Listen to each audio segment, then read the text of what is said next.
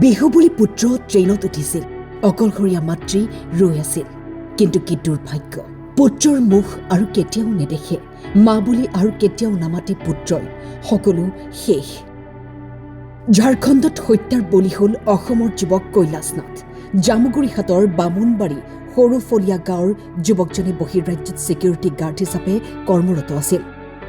ভোগালী বিহু উপলক্ষে ঘৰলৈ বুলি ট্ৰেইনত উঠিছিল। কিন্তু সেই সময়তে কোনো দুৰ্বৃত্তই লক্ষ্য কৰি লয় যুৱকজনক।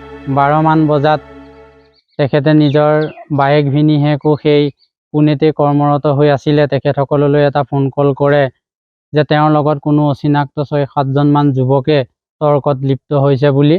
12 বজাত শেষৰটো ফোন কল যে বাইকক কৈছে যা বা এনেকে মোক 7জন মান ল'ৰাই অচিনাক্ত দুৰ্বৃত্তই হ'ব, অচিনাকি ব্যক্তিয়ে মোক এনেকে ঘেৰি ধৰিছে আৰু মোৰ লগত এনেধৰণৰ তৰ্কযুদ্ধ লিপ্ত হৈছে। গতিকতে মই কি হয় ঠিক নাই, তহঁতক মই জনালোঁ। তাৰপিছত বায়েকে তেতিয়া তেওঁক ক'লে যে তই এটা কাম কৰ, তই যেতিয়া তেনেকুৱা হৈছে গতিকে বেলেগ এটা দবালৈ নামি পেলাই গুচি যা।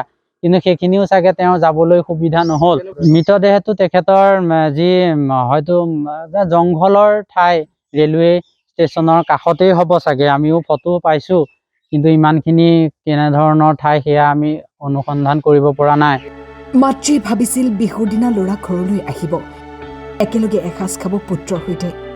কিন্তু নিয়তিৰ লিখন, ঘৰ আহি নাপালে কৈলাশ। আমাৰ ওচৰৰ মৰমৰ, অতি মৰমৰ কৈলাশ নাথ, আমি ভাইকন বুলি মাতো। কোম্পানী কামত গৈ পেলাই ঘৰলৈ বিহুৰ কাৰণে উভতি আহোঁতে ৰাস্তাত যি ট্ৰেইনত তেওঁক মাৰপিট কৰি মাৰি পেলালে। আমি অতি দুখিত। ঘটনা হ'ল, আমাৰ যিটো ল'ৰা কালি পৰহি আমি এতিয়া ডেড বডিহে আনিবলৈ গৈছে বুলি কৈছে।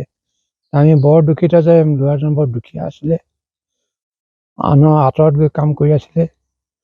তেওঁ ডেড বডিটো এতিয়া আনিবলৈ যোৱাত আমি বৰ কষ্ট পাইছোঁ। বিহুৰ কাৰণে তেওঁ ঘৰলৈ আহি আছিলে, এতিয়া বাটতে সেইটো ঘটনা হোৱাৰ কাৰণে আমি বৰ মৰ্মাহত হৈছোঁ। এনেকুৱা ঘটনা আৰু নহয়। জামুগুৰিহাটৰ পৰা প্ৰাঞ্জল বৰুৱাৰ ৰিপৰ্ট, টাইম 8।